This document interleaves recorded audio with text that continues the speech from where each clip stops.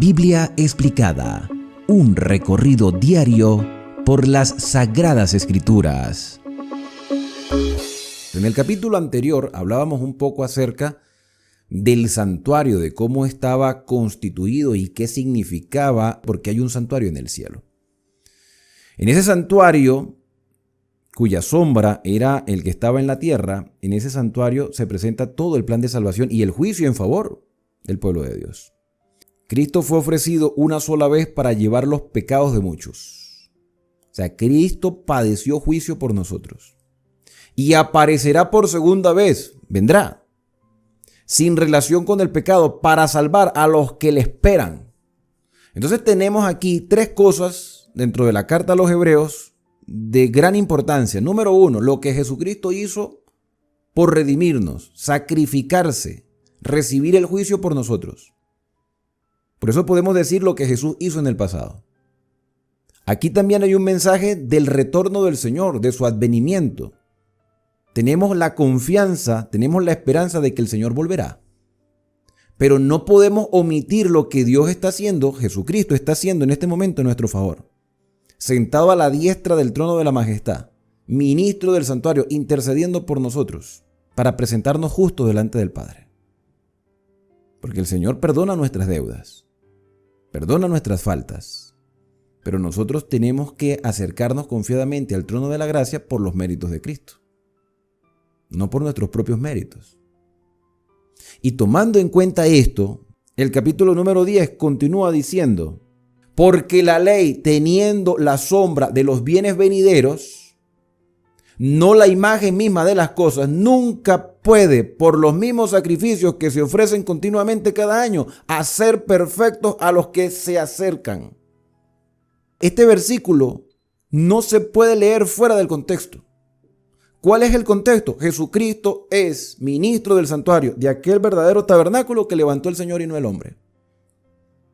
Si yo agarro este versículo fuera del contexto, sabiendo lo que Jesús hizo en la cruz, sabiendo que vendrá y sabiendo que intercede, si yo lo tomo fuera de ese contexto, lo voy a interpretar mal. Porque lo primero que aparece aquí es la ley. ¿Cuál ley? ¿Cuál ley? Si a lo largo de todas las cartas de Pablo se han venido hablando de diferentes tipos de leyes. La ley del pecado y de la muerte, la ley de la circuncisión, las leyes alimenticias, las leyes de los sacerdotes, la ley del santuario, las leyes higiénicas, la ley moral, los 10 mandamientos. ¿De qué ley se está hablando aquí? El contexto te dice que está hablando de la ley del santuario. Porque si tú lees todo el versículo te darás cuenta, dice, porque la ley, teniendo la sombra de los bienes venideros, es la sombra, pero hay algo mejor. Hay algo mejor que esa ley. Esa ley no es la imagen misma de las cosas. Nunca puede, por los mismos sacrificios que se ofrecen continuamente cada año, hacer perfectos a los que se acercan. Y el sacrificio que se hacía anualmente era el Yom Kippur o el día de la expiación. Se hacía todos los años.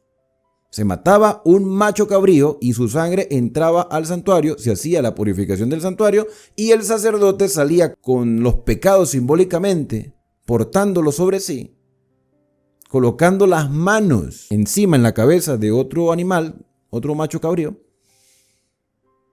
y era como una transferencia de pecado y ahí muestra toda la obra de redención. Y ese animal era expulsado fuera del campamento. Pero eso se hacía todos los años, cada año, pero era una obra imperfecta. Entonces se está hablando de las leyes de los sacrificios, no de la ley de Dios, no de la ley moral, no de los 10 mandamientos. Son cosas muy diferentes. Y cuando uno lee esto fuera del contexto, asume la interpretación errónea que tienen la mayoría de nuestras iglesias de decir que los mandamientos de Dios están abolidos porque Cristo cuando murió los echó por tierra, ya no es necesario. No es necesario, pero recuerde que son 10 mandamientos, ¿no? Las personas mayormente tienen problema con uno solo, que es el cuarto, que tiene que ver con el tiempo. Pero en el sentido original, entonces aquí dice que estos sacrificios que se hacen cada año no pueden hacer perfectos a los que se acercan a Dios. De otra manera, cesarían de ofrecerse. Si son perfectos, ¿por qué tienen que repetirse cada año? Pues los que tributan este culto limpios una vez, porque si supone que son perfectos y ya quedamos limpios, ¿por qué otra vez tenemos que seguir matando animales? Porque nos equivocamos. Nos seguimos equivocando, seguimos cometiendo errores, seguimos fallando. ¿Eso quiere decir que estamos condenados? No, eso quiere decir que necesitamos una obra más amplia en nuestra vida. Y eso fue precisamente lo que Cristo vino a hacer. Si estamos limpios de una vez, no tendrían más conciencia de pecado, es decir, el pecado queda olvidado. Pero anualmente tenían que recordar todas sus faltas y pedir perdón por todas esas faltas que habían cometido a lo largo del año. Pero en estos sacrificios cada año se hace memoria de los pecados. Porque la sangre de los toros, de los machos cabríos, no pueden quitar los pecados. Eso eran símbolos nada más, no pueden. No pueden. Por eso es que yo vuelvo a ratificar el hecho de que no habrá un tercer templo en Jerusalén, porque lo primero que van a hacer si oficializan un tercer templo en Jerusalén es comenzar a matar animales. ¿Con qué propósito? ¿Cuál es el propósito? ¿Cuál es el objetivo principal de seguir sacrificando animales? No, para agradar a Dios. ¿Tú realmente crees que Dios se agrada de eso? Sí, porque Dios lo constituyó, pero ¿por qué lo constituyó? A causa del pecado humano. Y fíjate lo que sigue diciendo el relato. Por lo cual entrando en el mundo, dice, sacrificio y ofrenda no quisiste, mas me preparaste cuerpo, holocausto y expiaciones por el pecado no te agradaron. Entonces dije, he aquí que vengo, oh Dios, para hacer tu voluntad, como en el rollo del libro está escrito de mí, diciendo, sacrificio y ofrenda y holocausto y expiaciones por el pecado no quisiste, ni te agradaron, las cuales cosas se ofrecen según la ley. Número 1, aquí hay una referencia al Salmo 40. Esto es lo primero que vemos aquí. Una referencia al Salmo 40. Sacrificio y ofrenda no quisiste, pero el que instituyó la matanza de los animales en el altar del sacrificio fue Dios. No fue Moisés. No fue que a Moisés se le ocurrió, venga, vamos a matar animales. Es que Dios mismo establece el sistema de sacrificios. Pero no era el plan original de Dios, vino como consecuencia del pecado. Y para que anunciara lo que el Mesías haría en favor de la humanidad. Para que el hombre no tuviera que morir, sino que el Señor muere en nuestro lugar, paga la deuda que nosotros tenemos. Porque ¿cómo pagamos nuestra deuda? Nos morimos y se acabó. Pero el Señor nos proporciona vida a través de su resurrección. Y nunca fue el plan de Dios que hubiese ese tipo de holocaustos, de expiaciones por el pecado a través de sangre de animal. Nunca fue. Y fíjate que aquí dice que no, primero, eso no agrada a Dios, ¿no? No agrada a Dios, pero Dios lo consintió, lo permitió para que el hombre viera lo grotesco y lo terrible y las terribles consecuencias que causa el pecado. Tomando la referencia del Salmo dice, mas me preparaste cuerpo, hablando de la encarnación del Señor Jesús. Y también dice, he aquí que vengo, oh Dios, para hacer tu voluntad, como en el rollo del libro está escrito de mí, hablando del Mesías. Sacrificio y ofrenda y holocausto y expiaciones por el pecado no quisiste, ni te agradaron, las cuales se ofrecen según la ley. Y cuando tú te pones a ver los 10 mandamientos, te darás cuenta que los 10 mandamientos no hablan nada de eso. Entonces, cuando aquí dice que es según la ley, es según la ley del santuario, no la ley de los mandamientos de Dios. Son dos cosas muy diferentes. Una vez ratificamos que los mandamientos de Dios están vigentes y lo que perdió su vigencia fue lo que correspondía a los sacrificios dentro del santuario terrenal. Por eso es que hoy no hay templo en Jerusalén ni lo habrá.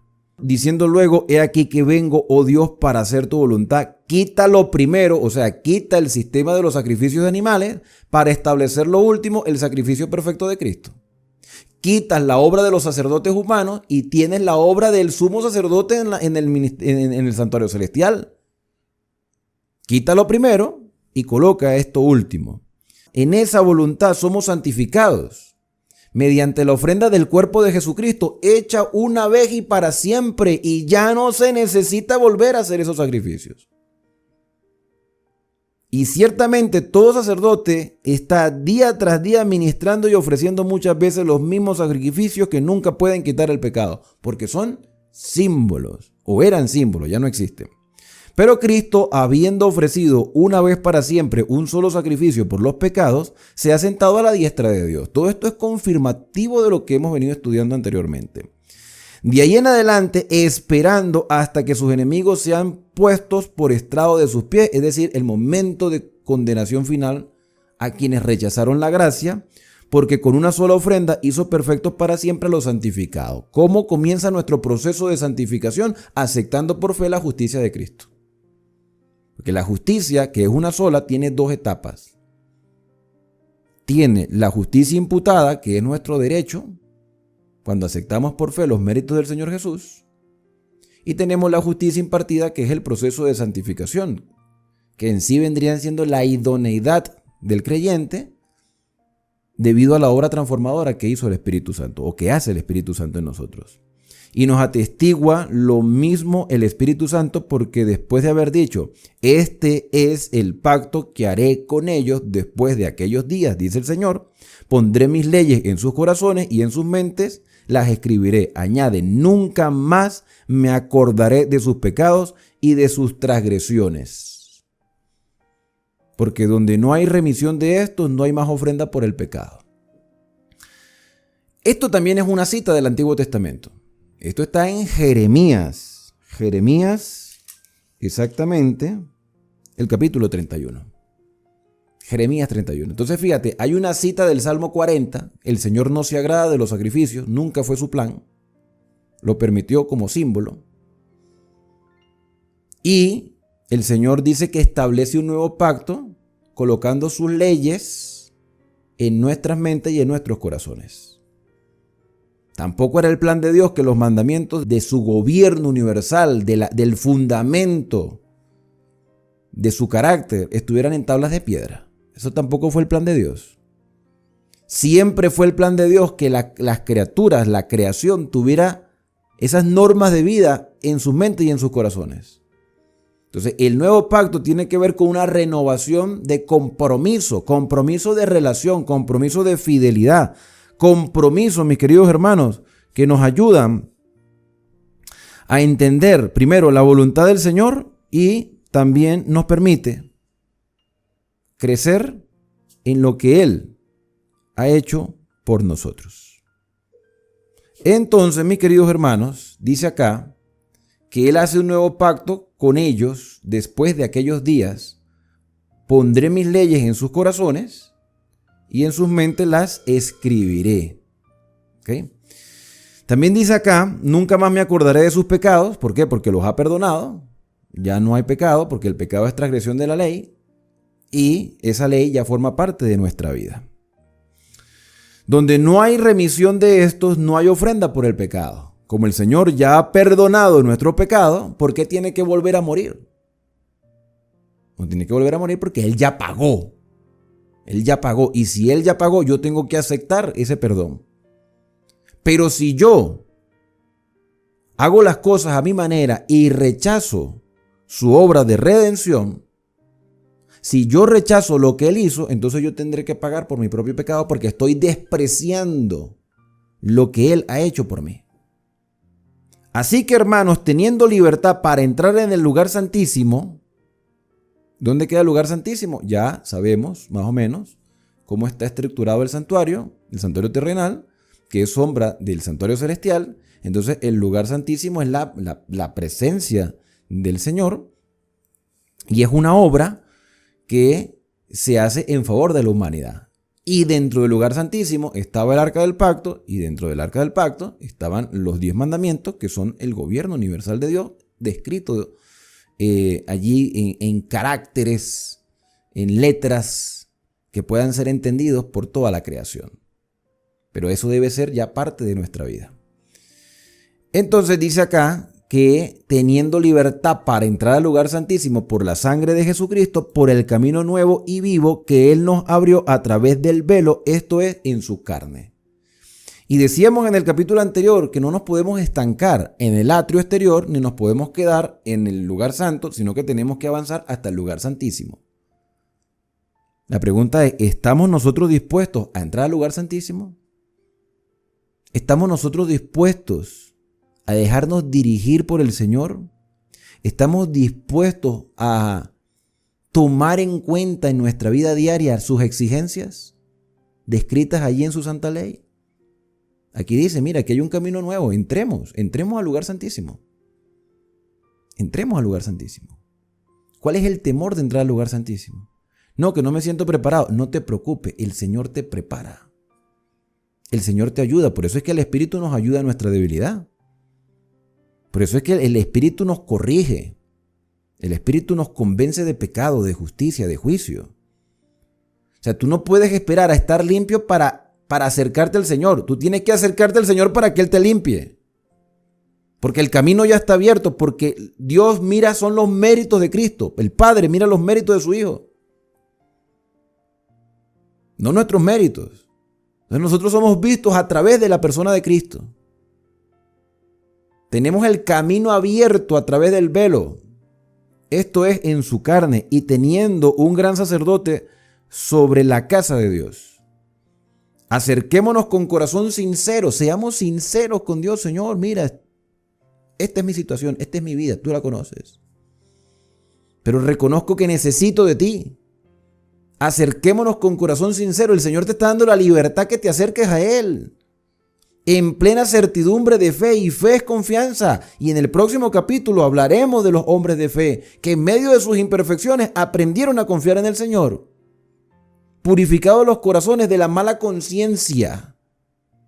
Porque evidentemente tú y yo nos hemos equivocado cantidad de veces. Y es posible que nos sigamos equivocando, pero vamos a pasar por un proceso de mejoramiento espiritual. Lavado los cuerpos con agua pura. Se menciona el agua como elemento de purificación. Y el agua también formaba parte del santuario. O sea, aquí estaríamos hablando del bautismo. No solamente el de agua, sino también en el Espíritu. Por la obra transformadora del Espíritu Santo. Mantengamos firme todo lo que hemos aprendido. Toda esta realidad espiritual. Todo este mensaje que nos presenta lo que Dios ha hecho por nosotros. Hermano, mantengámonos firmes en eso. No tenemos por qué dudar, porque es que el problema que tenían los hebreos era que ellos consideraban los sacrificios tan importantes que se cegaron por un momento de ver el cumplimiento de la realidad. O sea, el hecho de que el Mesías viniera y se hiciera realidad lo que antes era un símbolo. Y corrían el riesgo de volverse de nuevo a los sacrificios, no poniendo su mirada en el Cordero de Dios que quita el pecado del mundo. Mantengamos firmes sin fluctuar, sin dividir, sin doblegar, sin dudar la profesión de nuestra esperanza, porque fiel es el que prometió. Y cuando el Señor promete, el Señor cumple. Y considerémonos unos a otros para estimularnos al amor y a las buenas obras. En otras palabras, ayudémonos mutuamente en medio de nuestras debilidades. No seamos la piedra de tropiezo para otros, seamos la mano ayudadora que Dios tiene aquí en la tierra a través de sus hijos para que otros avancen confiadamente al lugar santísimo. No dejemos de congregarnos, como algunos tienen por costumbre, sino exhortándoos y tanto más cuando veis que aquel día se acerca. ¿Cuál día? El día de la redención final, el día de la venida de Cristo, el día en que el Señor diga, consumado, hecho está. Bueno, consumado en la cruz, pero hecho está cuando Él termine su obra de intercesión en el santuario celestial. Ese día está cerca. Y fíjate que esto se escribió en el primer siglo. ¿Quién está ahora más cerca? Nosotros. Nosotros estamos más cerca de ese día. Se nos exhorta a no dejar de congregarnos. ¿Con qué propósito? ¿Con qué propósito tenemos que congregarnos? Si yo puedo vivir esta realidad en mi casa para ayudarnos mutuamente en aceptar por fe los méritos de Cristo, en esperar su advenimiento y en entender su obra sumo sacerdotal hoy en el santuario celestial. Porque estos temas no se están hablando. El tema de la obra de Cristo en el santuario celestial no se está predicando en nuestras iglesias. Estamos predicando otras cosas. Estamos predicando prosperidad, estamos predicando, no sé. No sé, pero yo me imagino que cuando un predicador se presenta en público, prepara un tema que sea de ayuda espiritual para quienes le están escuchando en ese momento. Pero hermano, este es el mensaje que necesitamos escuchar el día de hoy. Que podemos acercarnos delante de la presencia del Señor como una familia de fe, confiando en los méritos de Cristo, sabiendo que Él es nuestro sumo sacerdote y que vendrá. Entonces no dejemos de congregarnos para hacer énfasis en estos temas, ayudándonos y exhortándonos mutuamente a ser perseverantes en esto, ya que el día se acerca. Y viene un versículo que también, si se utiliza fuera del contexto, hermanos, se nos acaba la esperanza. Te lo digo con sinceridad. Yo no sé si tú has leído este versículo anteriormente, pero este versículo ha llenado de preocupación a muchas personas cuando lo leen fuera del contexto. Ese es el problema de leer las cosas fuera de su contexto real y sin entender realmente lo que Dios hace en favor nuestro. ¿Quién es el más interesado en la salvación del ser humano? El Señor. ¿Quién ha hecho todo lo posible para que el ser humano no se pierda, sino que proceda a un arrepentimiento y a una obra de santificación constante? El Señor. Y que el más interesado en nuestra salvación es Dios. Dios no quiere que ninguno perezca. Ya Él hizo todo lo necesario. Ahora nos toca a nosotros dejarnos dirigir por el Señor. Y fíjate lo que dice el versículo número 26. Si pecamos voluntariamente, después de haber recibido el conocimiento de la verdad, ya no queda más sacrificio por los pecados. Aquí hay varias cosas muy interesantes. Ya no queda más sacrificio por el pecado. Evidentemente Jesús no va a venir a morir otra vez. Ya lo hizo una vez y listo. Fue suficiente. No era como los animales que había que matar todos los días, ¿no? En el santuario se mataban animales todos los días. Cordero en la mañana, un cordero en la tarde. Según el pecado de cada persona, o era un toro, o era un chivo, o si era muy pobre, una paloma, y por lo general era un cordero. Y un macho cabrío en el día del Yom Kippur. Eso lo explicamos en el libro de Levítico. Si no has tenido la oportunidad de pasar por allí, te recomiendo que vayas al libro de Levítico. Aquí en el canal vas a conseguir todos los videos explicados de ese libro. Evidentemente ya no queda más sacrificio, o sea, ya no hay más sacrificio. Y uno lo interpreta como que ya no hay oportunidad. Y yo te pregunto, ¿de verdad ya no hay oportunidad para una persona que comete un error el día de hoy después de haber tenido el conocimiento de la verdad? Entonces todo aquel que en algún momento llegó a ser creyente y por algún motivo de la vida se apartó de la fe, por algún motivo cayó en error, tenía un vicio, qué sé yo, le gusta la bebida alcohólica, tiene un vicio de juegos, le gusta las apuestas, o hizo algo inadecuado, o no sé, lo que sea, cualquier tipo de falta que nosotros cometamos. ¿Quiere decir entonces que si yo después de haber sido un creyente cometo una falta, ya perdí la gracia del Señor? ¿Ustedes qué piensan? Porque aquí dice, si pecamos voluntariamente quiere decir que sé que está mal y lo estoy haciendo. Pero hermano, hay cosas que uno hace y se siente a veces como Pablo. Pablo dice, miserable de mí, ¿quién me librará de este cuerpo de muerte? Porque con mi mente sirvo a la ley de Dios, pero con mi cuerpo a la ley del pecado. O sea, Pablo también tenía sus inclinaciones, o no sé si Pablo hablaba de manera genérica, pero estaba mostrando la realidad del ser humano. ¿Cuántos creyentes no han cometido cantidad de errores? ¿Cuántos dirigentes religiosos no han caído en pecados atroces? ¿Quiere decir entonces que se les acabó la gracia a estas personas? Pues a la luz de la Biblia no, porque mientras hay vida hay esperanza. Entonces, ¿qué significa si pecamos voluntariamente después de haber recibido el conocimiento de la verdad? ¿Cuál verdad? ¿De qué verdad estamos hablando? Según todo el contexto, estamos hablando de que Jesús muere para pagar el pecado de la humanidad, prometió que regresa, pero mientras ese momento de regreso sucede, el Señor intercede por nosotros delante del Padre como ministro del santuario. Entonces, si yo rechazo los méritos de Cristo, si yo no anhelo su venida y si yo desprecio su intercesión, hermano, para ti ya no queda sacrificio, por más que vayas al santuario a matar cordero. Esos sacrificios ya no valen la pena, porque recuerden que esto se escribió para personas del siglo I que todavía tenían el santuario en Jerusalén. Porque el templo de Jerusalén fue destruido en el año 70. Y esta carta se escribió un poco antes del año 70. Así que todavía se mataban corderos en el santuario. Pero ya no tenían validez. Si tú supiste, si entendiste que Jesucristo es el Cordero de Dios que quita el pecado del mundo, si tú aceptaste que Él retornará, ¿por qué tienes que volver a matar animales en el santuario? Y lo estás haciendo voluntariamente. Tú estás agarrando el animalito y lo estás llevando allá a que lo degollen, a que lo descuarticen, a que le derramen la sangre, porque tú estás poniendo tu esperanza todavía en el símbolo. Aquí no está hablando de los errores que cometemos nosotros como seres humanos, sino el error que cometía la persona que después de haber aceptado a Cristo como su Salvador, como el Mesías Redentor, como el Cordero de Dios, vuelve otra vez al santuario a matar animales. Está rechazando el sacrificio de Cristo. Cuando yo como creyente cometo errores, no estoy negando mi cristianismo, no estoy negando mi fe en el Señor, estoy reconociendo que soy débil. Y como débil, cometo errores. Y cuando cometo errores y me siento mal, el Espíritu me llama para que me reconcilie con Él.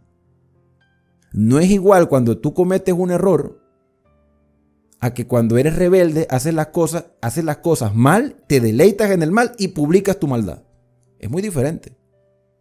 Pero aún así esa persona rebelde, si reflexiona como el hijo pródigo, puede volver a la casa. Entonces, este versículo no está condenando al ser humano. Este versículo está advirtiendo que mantengamos firme lo que hemos creído, y si a pesar de mantener esa firmeza de convicción cometemos errores, podemos acercarnos confiadamente al trono de la gracia para hallar socorro, para hallar ese perdón que el Señor nos está ofreciendo. Pero aquí dice no hay sacrificio, o sea, ya no es necesario seguir sacrificando a nada ni a nadie, porque ya el Señor murió una sola vez y para siempre. Y cuando se habla de este pecado, es el pecado de volver a los símbolos, dejando la realidad. Versículo número 27. Sino que, al rechazar esto, quedará una horrenda expectación de juicio y de hervor de fuego que ha de devorar a los adversarios, a los que rechazaron los méritos de un Salvador. Queda una expectación de juicio, ¿por qué? Porque tú matas un cordero hoy y mañana tienes que llevar otro, porque seguramente vas a cometer más errores. El que viola la ley de Moisés, ojo, la ley de Moisés, no dice la ley de Dios.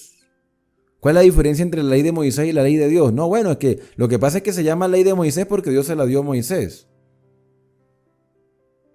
Hermano, yo me he leído los 10 mandamientos varias veces y los motivo a que ustedes los lean. Pero los 10 mandamientos no dicen nada de lo que hemos estado leyendo aquí. Lo que hemos estado leyendo aquí forma parte de la Torá. Alrededor de los 10 mandamientos hay otras leyes, sombra. Y a esas leyes le decían la ley de Moisés porque Moisés las escribió, pero fue por orden divino. En cambio, la ley de Dios fue escrita con el propio dedo de Dios. Entonces, el que viola la ley de Moisés, la ley de estas ceremonias, por el testimonio de 2 o 3 testigos muere irremisiblemente. ¿Eso lo dicen los 10 mandamientos? Los 10 mandamientos dicen, mira, el que viola esta ley morirá. Morirá apedreado, o morirá irremisiblemente, bueno, no. Los 10 mandamientos son claros, lo que debemos y no debemos hacer. Y alrededor de la ley moral, las leyes ceremoniales indican que todo aquel que rechace lo que representan los símbolos, entonces va a morir irremisiblemente. ¿Por qué? Por su propio pecado. Porque está rechazando el plan de salvación. ¿Cuánto mayor castigo pensáis que merecerá el que pisotea al Hijo de Dios? ¿Te das cuenta? Al que pisotea al Hijo de Dios. Se está rechazando la obra del Mesías. Y tuviera por inmunda la sangre del pacto en el cual fue santificado y hiciere afrenta al Espíritu de gracia. Entonces, si una ley que era una sombra traía una consecuencia, imagínate rechazar la realidad. Estás rechazando al Hijo de Dios, estás pisoteando su sangre, la tienes en poco, la sangre del pacto, una sangre que nos permite a nosotros pasar por un proceso de santificación, y por supuesto esto es afrentar al Espíritu de gracia, esto es blasfemar contra el Espíritu Santo. Pues conocemos al que dijo, mía es la venganza, yo haré el pago, dice el Señor, y otra vez el Señor juzgará a su pueblo. Horrenda cosa es caer en manos del Dios vivo. Otro versículo que fuera del contexto, mira, lo llena uno de miedo. Horrenda cosa es caer en las manos del Dios vivo, claro, porque caer en los brazos del Señor debe sentirse, debe ser una cuestión de sentir seguridad, porque el Señor es el protector. Pero ¿cómo puede proteger Dios a alguien que lo rechaza constantemente? Entonces, caer en las manos de Dios rechazando los méritos del Salvador, mira, es horrendo. Es horrendo porque no es que vas a recibir aceptación por la rebeldía, sino que vas a recibir rechazo del mismo Padre Celestial. Pero el Señor en su misericordia todavía te está o le hace a cualquier persona un llamado a reflexión. Y dice el versículo 32, pero traed a la memoria los días pasados, o sea, recuerda lo que Dios ha hecho por ti, en los cuales después de haber sido iluminados, Dios habiendo dado entendimiento, sostuvisteis gran combate de padecimiento. El escritor le está diciendo a estos hermanos que se quieren volver a los sacrificios, recuerden cómo Dios te ayudó, recuerda la información reveladora que el Señor te ha presentado, que en muchas ocasiones tuviste que padecer por esas enseñanzas y ahora estás cediendo. Estás cediendo, es importante recordar. Por una parte, ciertamente con vituperios y tribulaciones, fuisteis hechos espectáculo. Y por otra, llegaste a ser compañeros de los que estaban en una situación semejante. Porque de los presos también os compadecisteis, y el despojo de vuestros bienes sufristeis con gozo, sabiendo que tenéis en vosotros una mejor y perdurable herencia en los cielos. O sea que ustedes llegaron a vivir absteniéndose de muchas cosas, sabiendo que el Señor los estaba ayudando, pero en algún momento tambalearon. Y es necesario recordar los días pasados. El que no conoce su historia no entiende el presente, ni entenderá el futuro. Por eso es importante que nosotros recordemos lo que Dios ha hecho por nosotros en la historia pasada. No perdáis pues vuestra confianza, que tiene grande galardón, porque os es necesaria la paciencia, paciencia es perseverancia, para que habiendo hecho la voluntad de Dios, obtengáis la promesa. Si perseveramos, si mantenemos firme la confianza en lo que Dios ha revelado, en lo que Dios ha hecho, hermanos, la promesa será una realidad. Porque aún un poquito y el que ha de venir vendrá, que es la bendita esperanza. Si bien yo sé lo que Cristo hizo y sé lo que hará y sé lo que está haciendo, esa esperanza se mantiene viva. No tardará, mas el justo por fe vivirá. Vivirá por fe. Fíjate que primero hablamos de la cita de los salmos. El Señor no se agrada de los sacrificios, pero los permitió. Después hablamos de Jeremías, donde el Señor dice que sus mandamientos, su ley, estarán en nuestros corazones. O sea, serán parte de nuestra vida. Y ahora tenemos una cita que también aparece en la carta a los romanos, tomada del libro de Habacuc. O sea, citas del Antiguo Testamento para mostrar lo que Dios hace en favor de la humanidad. El justo vivirá por fe. Esto es Habacuc.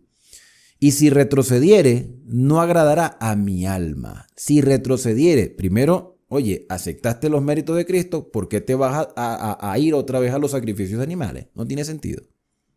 No tiene sentido. Y esto, hermanos, abarca para todas las revelaciones del Señor. O sea, esto también comprende todas las revelaciones de Dios. Porque si tú aceptaste la divinidad de Cristo, ¿por qué tienes que entonces dudar ahora de esa divinidad de Cristo? Y fíjate, yo conversaba con alguien hoy, esta mañana temprano, y hablábamos acerca de este tema. Uno es muy conformista con lo que escucha detrás del púlpito. Y escuchar a los predicadores no está mal.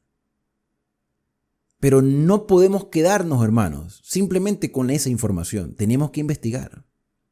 Si yo te digo a ti que la ley de Dios está vigente, tú tienes dos opciones. Tú tienes dos opciones. Creerme y vivirla, o aceptar o rechazarla y olvidar la información, incluso hasta no volver aquí a escuchar esta enseñanza. Tienes esas dos opciones. Pero esas dos opciones son extremas. Porque tú puedes aceptarla, sí, porque fulano de tal dijo tal cosa. Y yo lo acepto porque sí. Está mal. Y rechazarla por rechazarla y no aceptarla porque no te conviene o no te gusta o no te parece, también está mal. Es necesaria una tercera opción. Y esa opción es el beneficio de la duda. Y en el beneficio de la duda yo digo, mira, yo escuché atentamente lo que dijo, hay cosas que no me parecen, pero las voy a investigar. Las voy a investigar porque yo ando buscando hacer la voluntad del Señor. Y no me voy a conformar con lo que escuché, voy a empezar a indagar y seguramente habrá personas que difieren también de él. Y como difieren de él, entonces voy a escuchar los argumentos y voy a sopesar a la luz de la Escritura las instrucciones y le voy a permitir al Señor que me muestre el camino, porque no es posible de que uno diga una cosa y otro diga otra. Alguno de los dos está equivocado. O los dos están equivocados y toca entonces que verificar la información. En definitiva, hermano, no te conformes. Si yo te digo hoy que los mandamientos de Dios están vigentes, es porque yo estoy convencido de eso. Pero tú tienes que corroborarlo con un escrito está. Si yo te digo hoy que hay un santuario en el cielo y que ya no es necesario un santuario en la tierra, porque el santuario del cielo es mucho mejor que los santuarios humanos o los templos humanos, en este caso el templo de Jerusalén, porque son sombra, tú no te puedes quedar con esa duda, tú tienes que investigar. Tienes que investigar y empezar a indagar a través de los textos bíblicos. Y empezar, si es posible, desde el principio de la Escritura. Para que de esa manera tú puedas decir, yo investigué y estoy a favor o en contra de esta enseñanza porque ya me di la tarea. Y hoy en día es tan fácil que hay tantas herramientas que es una excusa decir, oye, yo no sé nada porque no tengo la oportunidad de aprender. No, las oportunidades están. Solo que hay que saber aprovechar bien el tiempo. En definitiva, mis queridos hermanos, el Señor no se agrada del que retrocede. Hay que avanzar. No, yo antes creía esto, ya no lo creo. Pero ven acá. O sea, ¿cómo tú me vas a decir que antes creía esto y ya no lo crees? Entonces tú antes tenías un fundamento, pero ese fundamento ya pierde estabilidad porque descubriste otro fundamento. ¿O es que no investigaste bien el primer fundamento y viviste una mentira durante muchos años sin percatarte si eso era verdad o era mentira? ¿Y cómo sabes si lo que aceptaste ahora es verdad o es mentira? ¿Ya indagaste? ¿Ya profundizaste? Esa es la cuestión, mis queridos hermanos. Entonces uno es firme. Uno es firme y dice, bueno, yo esto lo creo a la luz de la Escritura. Pero hoy en día estamos creyendo cosas sin tener fundamento. Estamos aceptando con tanta facilidad muchas enseñanzas que aunque digan estar fundamentadas en la Biblia, están descontextualizadas porque agarran los versículos sueltos y empiezan a enseñarlos así. Versículo 39. Pero nosotros, y este es el último ya para terminar, nosotros, decía el escritor de la carta a los Hebreos, que yo estoy seguro que fue Pablo, no somos de los que retrocedemos. Si hemos avanzado y si estamos firmes en esta convicción, es porque nos hemos dado la tarea de investigar. Y aquí el meollo del asunto era el mesianismo del Señor Jesús. Si Jesús es el Cordero de Dios y Él pagó el precio del pecado por la humanidad y estamos convencidos de eso, ¿por qué tengo que volver al templo de Jerusalén a matar animales? ¿Por qué? Entonces no estaba convencido de la divinidad de Cristo. Como una persona me diga a mí, no, yo antes guardaba los mandamientos, pero ya no. Mi hermano, nunca los guardaste, nunca estuviste convencido, nunca estuviste firme. Nunca tuviste los argumentos en la mano para corroborar lo que hacías. No, es que yo antes creía tal cosa, ya no creo. No, hermano, nunca lo creíste. Nunca lo creíste. Simplemente hacías lo que otro te había enseñado, pero no lo corroboraste. Por eso es que el que escribe esta carta asevera diciendo, nosotros no somos de los que retrocedemos. Eso quiere decir que si yo estoy en la mentira para no retroceder, entonces me tengo que quedar en la mentira. No, Tenemos que reconocer que no fuimos buenos investigadores al principio, que ahora estamos recapitulando el asunto y hemos estado engañados por propia decisión, porque en el momento no hicimos la tarea de investigar. Por eso es que hay tanta teoría y tanta tendencia y tanta religión y tanta de todo, porque no nos hemos dado la tarea de investigar. Claro, todos tenemos un inicio, todos tenemos un principio, todos aceptamos por fe lo que nos enseñan, pero hermanos, somos seres pensantes. Como seres pensantes, tenemos de vez en cuando que utilizar el beneficio de la duda. No cerrarnos completamente, pero, oye, tampoco aceptar todo. Hay que evaluar. Y allí es donde se fundamenta verdaderamente la fe de un creyente. Porque no es una fe ciega, es una fe fundamentada. No somos de los que retrocedemos para perdición, sino los que tienen fe para preservación del alma. Y creo que es la mejor manera que se puede acabar este capítulo. Nosotros no somos de los que retrocedemos. Yo creo que a esta altura, al haber llegado a 1143 capítulos de la Biblia, hoy podemos estar seguros que Jesucristo es Dios. Hoy podemos estar seguros que vendrá en gloria y majestad después de haber padecido por nosotros. Podemos estar seguros y convencidos que es ministro del santuario de aquel verdadero tabernáculo que levantó el Señor y no el hombre. Podemos estar seguros que el Espíritu Santo no es una fuerza, sino es una persona dentro de la deidad que obra para convencernos de pecado, justicia y juicio. Hoy podemos estar convencidos que los muertos nada saben, pero los muertos en Cristo resucitarán cuando Él venga por segunda vez. Hoy podemos estar seguros que cuando Cristo le ponga fin al pecado y a la muerte, ya no volveremos a caer en pecado porque hemos aprendido la lección.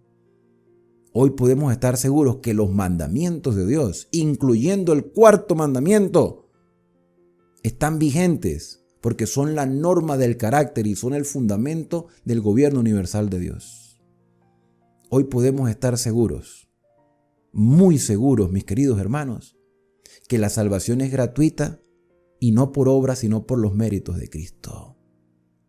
Y cuando yo estoy fundamentado en estas convicciones a la luz de la Biblia, mi fe se fortalece y puedo vivir con esperanza hasta el día en que el Señor retorne.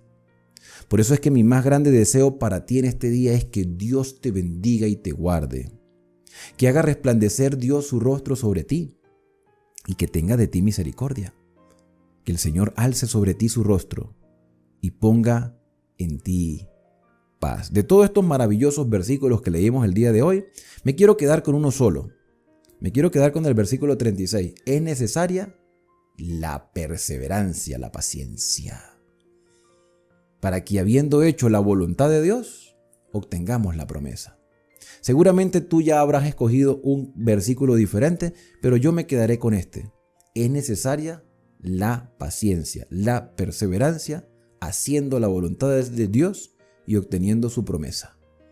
Y su promesa es: vendré otra vez y os tomaré a mí mismo, para que donde yo estoy, vosotros también estéis.